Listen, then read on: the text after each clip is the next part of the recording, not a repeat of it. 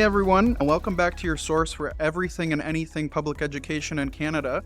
My name is Mark Garcia. I'm the Advocacy and Government Relations Coordinator here for the Canadian Teachers Federation. Today I'm just going to be talking a little bit about what happened in Parliament this fall. We're recording this on December 13th, so we're just going to go over a few of the big ticket items that happened in the fall and what that means for politics here in Canada. Some of the big issues that I want to touch on that were of a big focus in the Parliament were inflation. Things are expensive, as we all know. Prices have been climbing, but they've steadily tapered off, and I don't think inflation is quite as bad as it was a month ago or a few weeks ago. If you take a look at gas prices, they're not nearly as high as they were a month ago. That's good for us. The Conservative Party of Canada probably isn't so happy about that because they were using that as a wedge issue for a very long time. Another wedge issue that they're going to be focusing on, and we can probably expect to hear a lot more about it over the next year and definitely following the new year, is the carbon tax. So the debate on whether the carbon tax is useful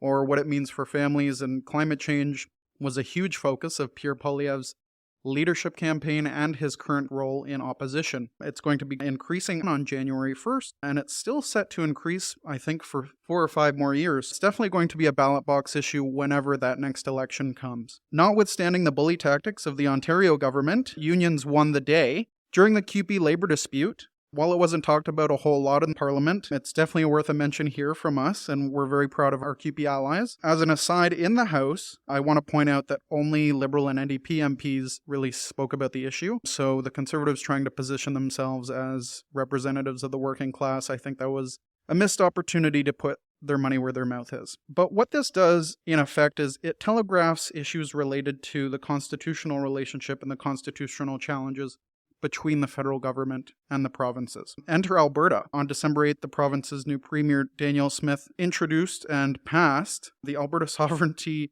Within a United Canada Act. And no, I'm not kidding. That's the oxymoronic name that their government decided to give this piece of legislation.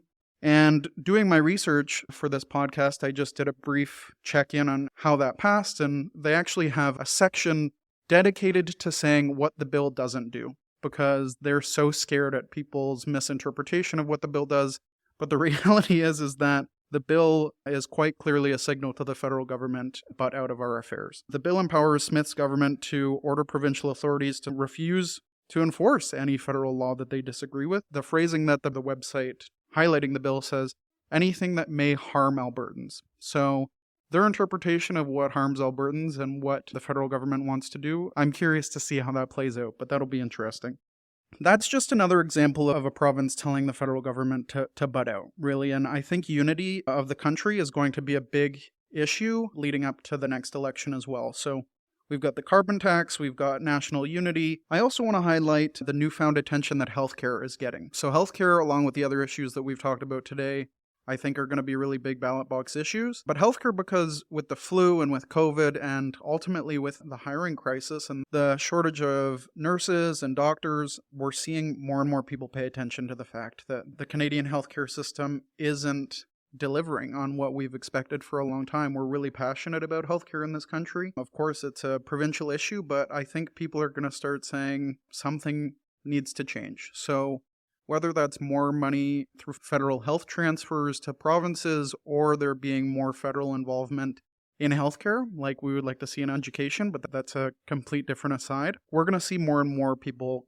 question whether the healthcare system is working. And Pierre Poilievre and the Conservatives are probably going to see this as an opportunity to say, hey, maybe we should look at a system where we have more privatized healthcare. So I really hope, and I think that's all of these issues I've talked about can be ballot box issues, but I really think the federal government and the Trudeau Liberals can say, we hear you, we understand that this is a concern for you, and we're going to take things seriously. Just in my experience this weekend, because I don't have a family doctor here in Ottawa, I had to go to the emergency room. And when I checked online, so I live in downtown Ottawa, and I checked Eastern Ottawa's hospital, Montfort Hospital, and there was a 12-hour and 45-minute wait if I wanted to go there. The other hospitals don't have a prediction like that, so I chanced it and I went to the Ottawa Queensway Hospital. I got very lucky. I only had to wait 90 minutes, but imagine if you're a person seeking medical care and you're told that you have to wait 13 hours to see an ER doctor.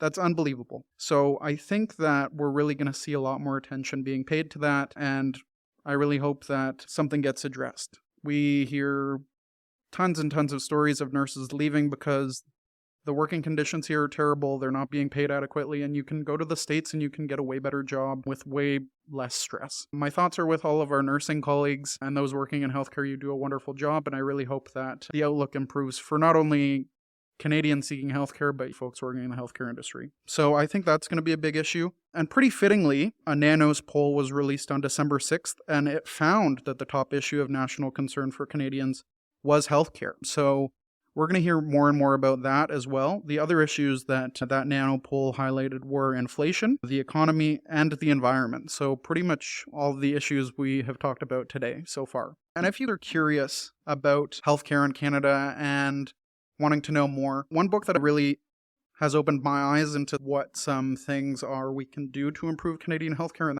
there are a myriad of issues, and I'm definitely not an expert, nothing near it. But one person who is an expert is Dr. Danielle Martin, and not to be confused with Daniel Martin, former beloved CTF director. But Dr. Danielle Martin wrote a book called Better Now, and she talks about 6 big ideas to improve healthcare for all Canadians. And she's actually a bit of a star, if I can say that. She was the doctor who Bernie Sanders invited to speak at the Senate. And she put all these Republican senators in their place when they asked, isn't Canadian healthcare broken? It's a fantastic book, and it really opens your eyes to ways we can improve the healthcare system. As for updates, some key pieces of legislation that the CTF wants to flag for you are Bills C-302. So Bill C-302 is a private member's bill, the act to amend the Canadian Labour Code, replacement workers in brackets, and this seeks to prevent employers from using replacement workers, aka anti-scab legislation. This is a welcome piece of legislation from the labor movement that we wanted to see for a very long time. The bill is a private member's bill, and I think it's still outside the order of precedent,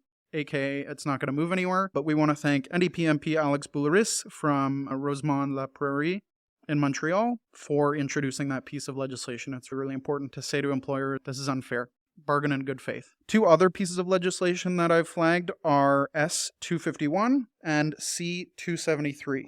So both of these pieces of legislation seek to remove Section 43 of the Criminal Code. Some of you who have followed this closely, it's a big CTF issue, you'll know that Section 43 protects teachers in the event that they need to put their hands on a student to prevent harm from one another or destruction of property, or harming themselves, right? If a student is going to run into traffic, teachers want to be able to know that they can grab that student and stop them from harming themselves or another student having legal repercussions. So the CTF FCA opposes the removal of the section without appropriate language introduced elsewhere. And we've spoken to both sponsors of both of those bills, and they're open to working with the CTF on this, so that's great. We have a second meeting scheduled with Senator Stanley Couture. He's the sponsor of Bill S-251, and we'll be meeting with him in early February.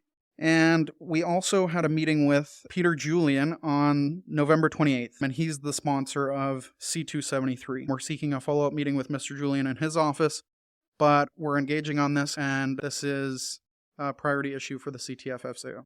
Big news from this week, so we're recording this on December 13th. Yesterday, December 12th, Charles Sousa, the former Ontario Liberal cabinet minister, won the Mississauga Lakeshore by-election. This was the first election since Pierre Poilievre became leader of the Conservative Party of Canada. The result is not really a surprise. The seat has been Liberal for over 10 years, and they had a star candidate, a former cabinet minister at the provincial level. But it does show that maybe Pierre Poilievre isn't going to have that big crack into the 905 wall that many people were expecting. The Liberals almost sweep Toronto and the GTA, and if the Conservatives ever have a hope of forming a majority, they're going to have to tap into that seat-rich area.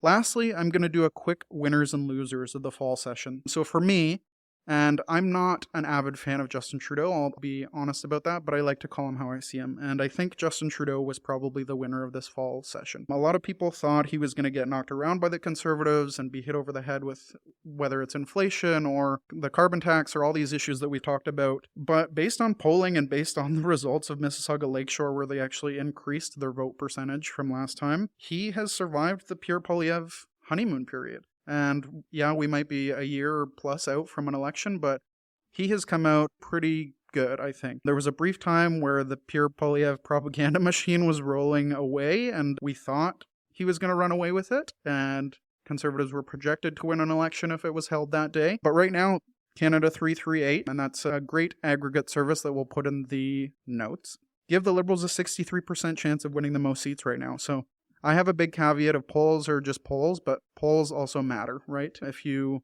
And people will say, if you look at the US election or you look at recent election results, 338 Canada has pretty much gotten it right in the last 9 elections that they've covered. If you want to talk about the merits of polling, send me an email, but they mean something, right? So the Liberals are looking good, and also the Prime Minister came out looking as prime ministerial as we've seen him during the convoy inquiry. And the convoy inquiry isn't done yet, and I think when he was speaking about the convoy and he was speaking about their leadership, he said it wasn't that they just wanted to be heard, they wanted to be obeyed. And having lived in Ottawa and living not very far away from where the convoy set up, I think that sums it up perfectly. These folks were not really looking forward to meaningful policy debate. They wanted to take down the government. That's also ignoring the fact that the majority of the mandates were provincial. So civics teachers, I feel your pain. But I saw political pundits who are no fans of Justin Trudeau, but he came out smelling like a rose, and people said that was the moment where he won the next federal election. So I'm not going to speak in absolutes like that, but we'll see what that looks like for him, and we'll wait on the next federal election. But Conservatives were expecting a big win there, and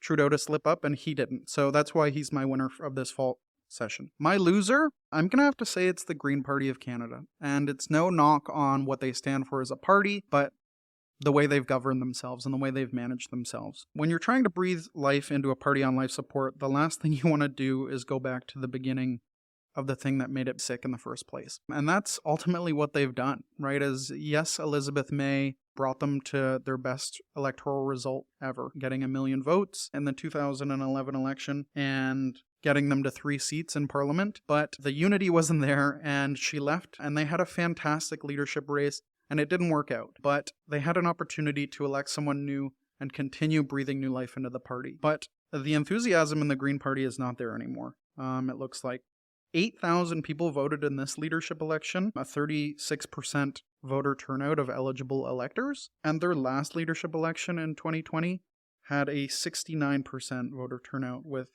24,000 people voting. So I think that just puts into perspective what the excitement level is there. We'll have to see what happens with the Green Party, but for all of these reasons and them not really taking the opportunity to do something exciting and do something new, that's why they're my loser for this fall session.